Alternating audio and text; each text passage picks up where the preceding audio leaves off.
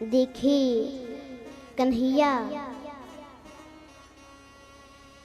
गंभीर अपने बिस्तर पर बैठे।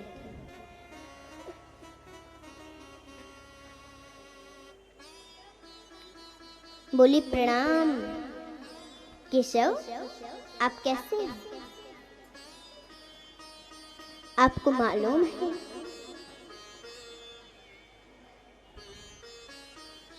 पूरे परिवार में कितनी गहन चर्चा चल रही है। आप उदास क्यों रहते हो? कोई कष्ट है आपको, या हम लोगों से कोई गलती हो गई?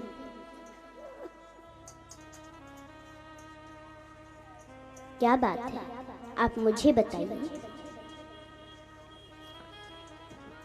यदुवंशियों के महामंत्री होने के नाते नहीं, आप इसलिए बताइए कि मैं तो आपका मित्र भी तो हूं। मुझसे कुछ छिपाना नहीं गोविंद। कृष्ण अपने पलंग से उठे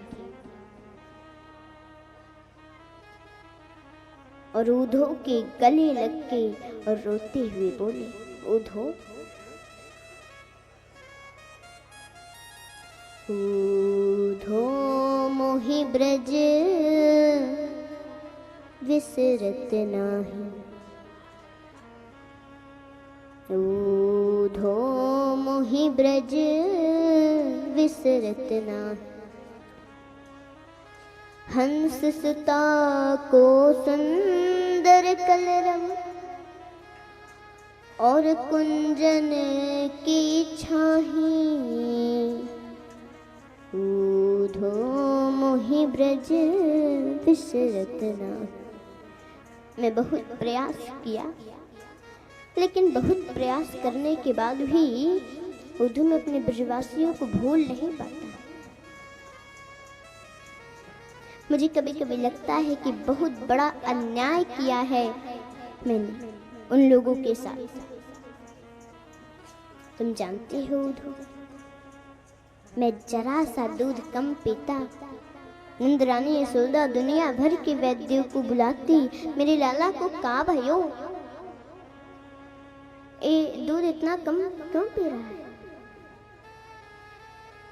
मैं जरा सा उदास हो जाता, तमाम ज्योतिषियों को बुलाती, मेरे लाला की कुंडली देखिए ना महाराज, उदास क्यों रहता है?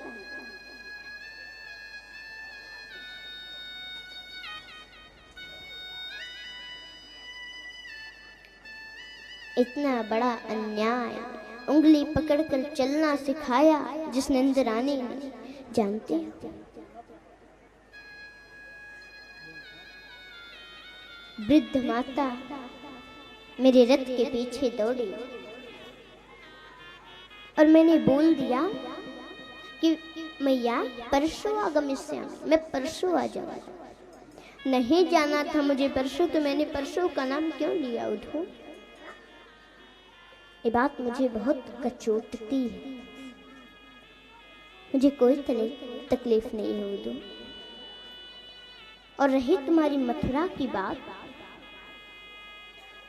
तो यह मथुरा कंचन की नगरी, मणि मुकुता जहि माही, पर जब ही सुरतियावत ही सुख की, जिय उमगति सधना। ओधो मोहि ब्रज विसरत नाही। तुम्हारी मथुरा तो कंचन की है उधो, यहाँ कोई दुख नहीं है, लेकिन मेरे ब्रजवासियों जैसा प्यार कौन दे सकता है? अच्छा उधो, मैं कभी कभी यह भी सोचता हूँ कि मुझे उन लोगों की याद क्यों आती है। वो लोग भी तो मुझे याद करते होंगे ना। यदि वो मुझे याद न करते तो मुझे उन लोगों की याद क्यों आती? एक बार तुम ब्रजमंडल में जाओ, माता जसोदा, नंद बाबा, ब्रज की गोपियां, किशोरी, राधा रानी, सबको मेरा प्रणाम कहना। और मुझे ऐसा लगता है कि तुम उन लोगों को सहजता से समझा सकते हो।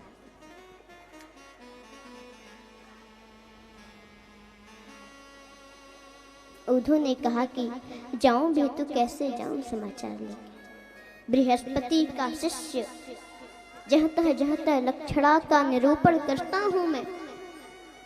केशव, बड़ी समस्या हो जाएगी। वो बेचारे गवार ग्वारिया क्या समझेंगे मेरी भाषा। फिर इतना दायित्व मुझे मिला है, महामंत्री हूं यदुवंश का, कौन संभालेगा इतना सब। आपका आदेश पालन करना तो मेरा नैतिक कर्तव्य है।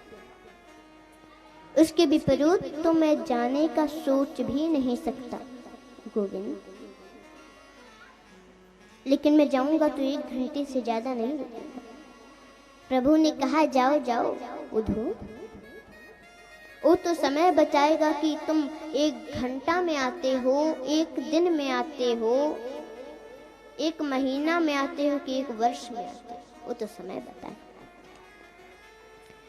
लेकिन सुनो, ये हमारी काली कमरिया और मोर पंख साथ में रखो, क्योंकि वो लोग किसी और से बात नहीं करते जाता। जिससे मेरा संबंध रहता है उसी से बात करते। शायद ऐसा करोगे तो लोग तुम्हारी बात ध्यान से सुनेंगे।